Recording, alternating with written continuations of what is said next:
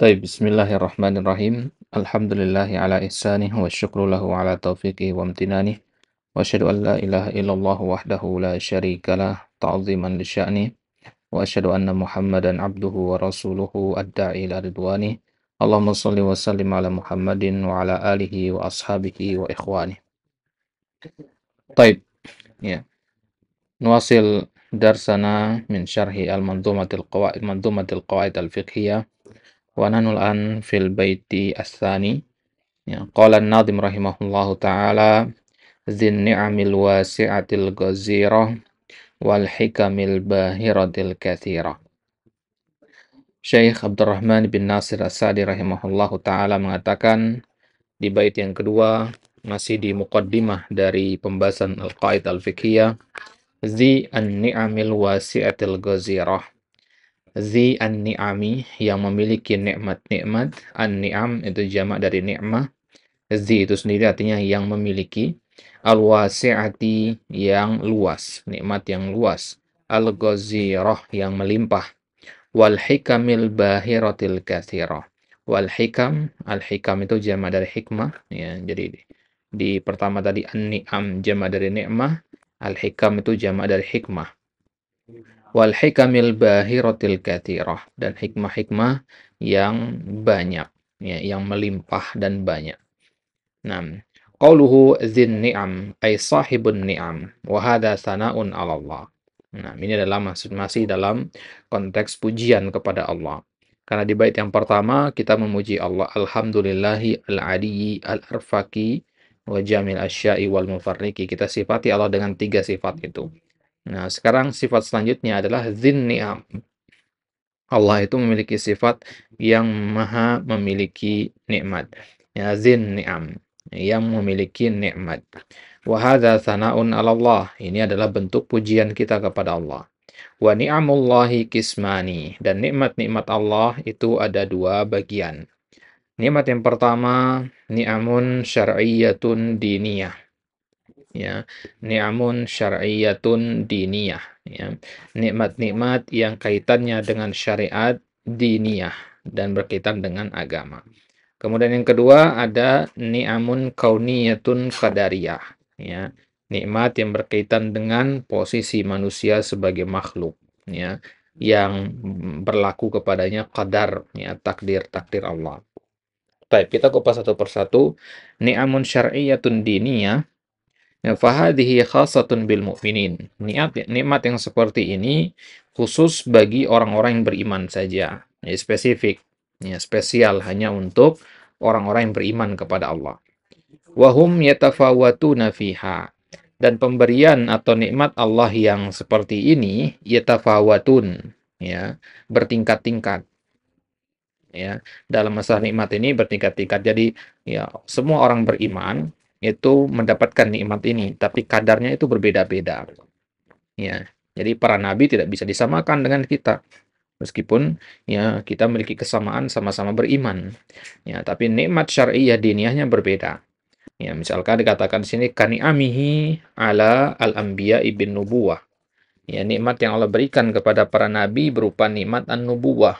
Ya a'zamu min ghairiha.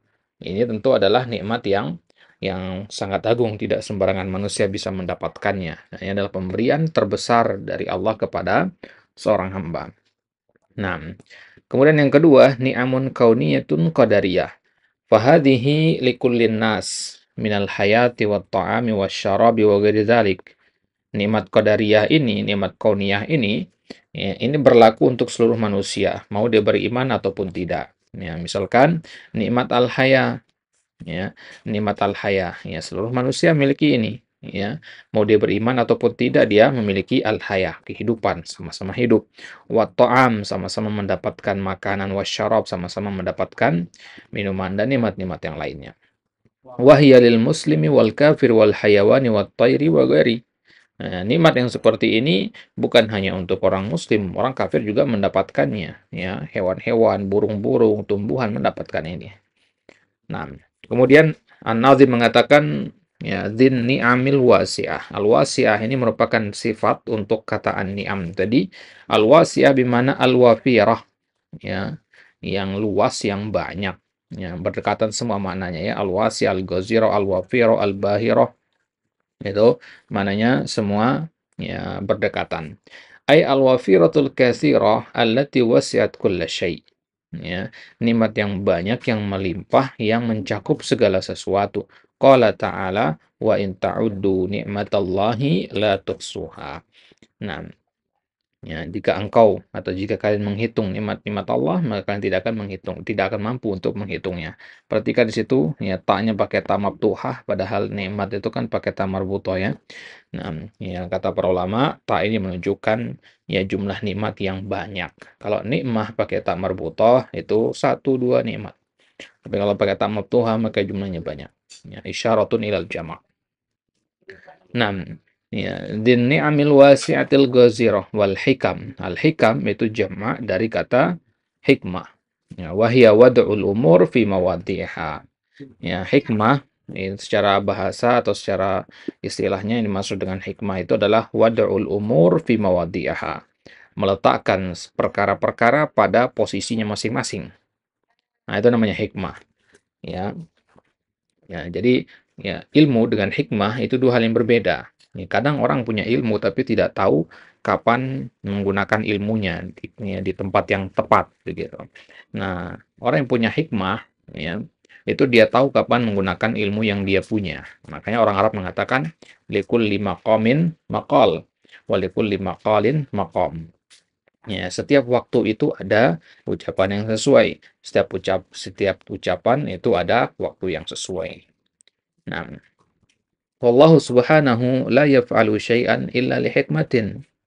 Dan Allah Subhanahu wa taala tidak mungkin melakukan sesuatu kecuali pasti ada alasan hikmah di baliknya. Ya, tidak mungkin Allah Subhanahu wa taala melakukan sesuatu tanpa ada hikmah di belakangnya. Nah, makanya para ulama mengatakan kaidah af'alullahi ta'ala manutatun bil hikmah.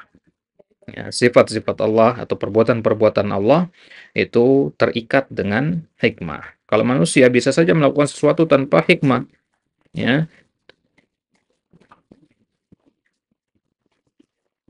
ya. Bisa saja orang-orang atau manusia melakukan sesuatu tanpa ada hikmah. Bahkan ya banyak manusia melakukan kerusakan, yang merusak lingkungan, merusak sama manusia dan sebagainya. Ya. Tapi kalau Allah Subhanahu wa taala tidak mungkin melakukan sesuatu ya tanpa hikmah di baliknya. Ya, misalkan ya Allah menurunkan bencana, tidak mungkin Allah menurunkan bencana itu tanpa ada hikmah di belakangnya. Hanya saja hikmah ini alimaha man alimaha wa jahilaha man jahilaha. Tidak sembarangan orang mengetahuinya. Orang yang Allah berikan petunjuk bisa mengetahui apa hikmahnya. Tapi kebanyakan orang tidak mengetahui hikmah di balik perbuatan Allah. Makanya yang harus dikedepankan dalam memahami takdir Allah itu adalah husnudzan. Ya, berbaik sangka kepada Allah. Ya, kita harus ingat bahwasanya meskipun buruk di pandangan manusia, ya tapi tidak ada takdir Allah itu yang buruk. Wal khalq ya qad la yudrikuna mithla hadhil hikam, dan makhluk ya kadang ya, dia tidak mengetahui hikmah-hikmah itu. Walidzalika fa iblisu aslu syarr. Ya, karena itu kenapa iblis itu dikatakan ya pokok dari keburukan. Ya, ya, iblis ya adalah pokok dari keburukan. Kenapa lantas Allah ciptakan iblis? Wa ma'adza ma khalaqahullahu abasan. Ya, ya. Karena tapi iblis itu meskipun dia adalah pokok dari segala kerusakan, tidak mungkin Allah menciptakannya abasan. Ya, abasan itu artinya sia-sia. Bal lihikamin azimatin. Bahkan tujuan ya di iblis diciptakan itu ada, ya, tujuan yang sangat ya mulia, tujuan yang agung begitu, ya. Nah, jadi ada hikmah di balik penciptaannya. Dzakaraha Ibnu Qayyim fi Syifa'il Alil. Ya. Hikmah-hikmah itu disebutkan oleh Ibnu Qayyim di dalam kitab beliau yang berjudul Syifa'u Al-Alil. Ya. Di poin yang kedua, di bab yang kedua dari kitab itu nanti antum akan temukan ya hikmah dan ta'lil dari ya, syariat-syariat Allah. Ya. Nah, baru kemudian di bab yang ketiga nanti ya Ibnu Qayyim membahas tentang kekeliruan aliran-aliran sesat dalam memahami takdir, Jabariyah, Qadariyah dan semisalnya. Nah, ya. Jadi kitab yang sangat bagus sekali oleh Ibnu Qayyim, ya judulnya Syifa'ul Alil fi Masailil Qada'i wal Qadar wal Hikmati wat Ta'lil. Ya, ya.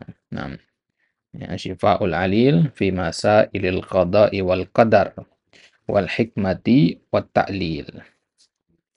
Kitab bantahan untuk orang-orang yang menyimpang dalam memahami takdir, ya, dari kalangan ya, Qadariyah, Jabariyah, dan yang lain. Baik.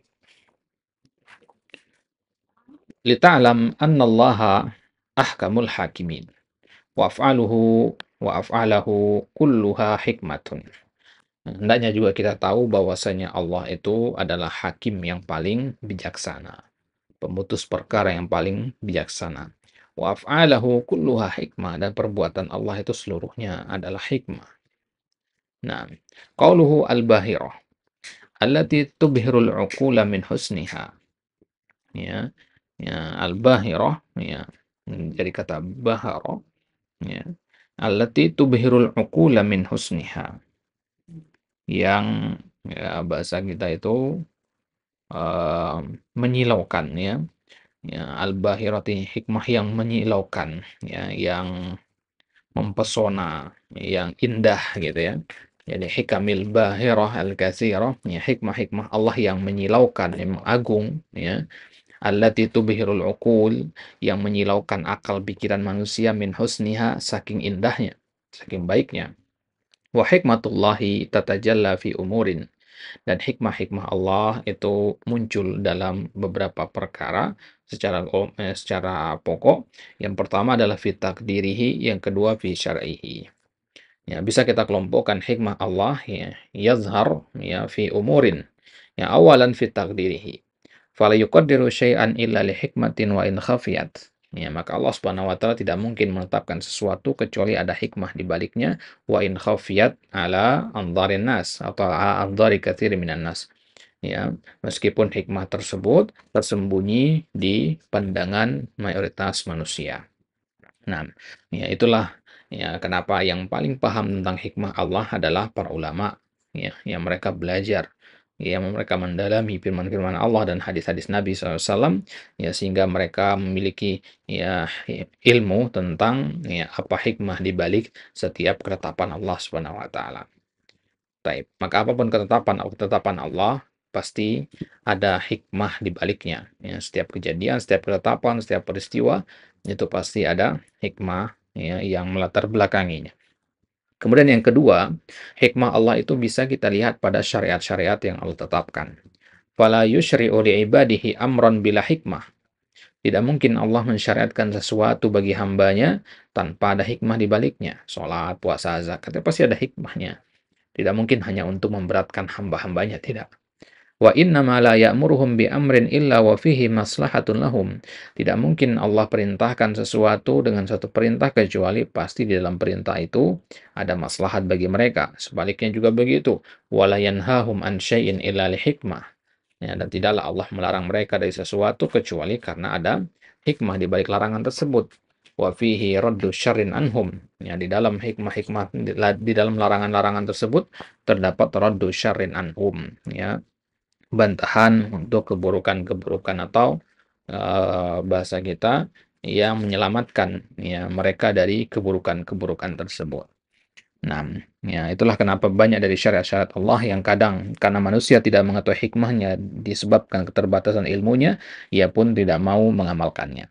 Jadi, ya makna dari ayat udhulu fisilmi kafah, masuk Islam secara totalitas, itu tidak hanya mengamalkan apa-apa yang diketahui hikmahnya saja. Ya.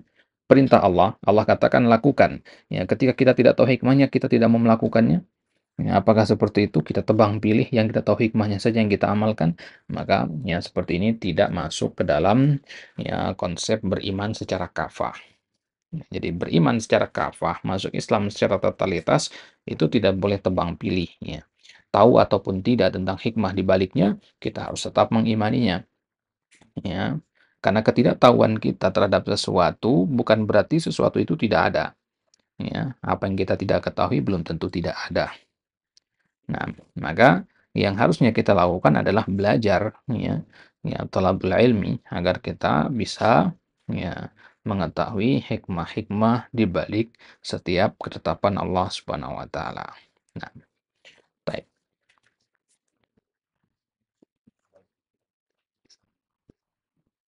Baik, itu dia ya syarah dari muallif di sini bait yang kedua. Insyaallah taala di pertemuan selanjutnya kita masuk bait yang ketiga ya selawat kepada Nabi sallallahu alaihi wasallam sebagaimana kebiasaan para ulama dalam mengawali kitab-kitab mereka diawali dengan pujian kepada Allah, kemudian selawat kepada Nabi SAW, barulah kemudian mereka masuk ke dalam ya isi dari pembahasannya.